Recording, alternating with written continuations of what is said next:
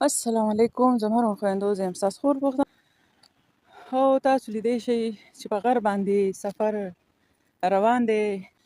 دا د پښتنه ټي وي، دا سبسکرایب کړئ او انجوای کړئ او دعا کوئ چې زموږ سفر په ډیر خیر خوشحالۍ سره سرته ورسي.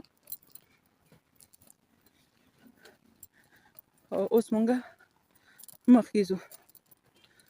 په لوی علم سپارم، د الله په امان.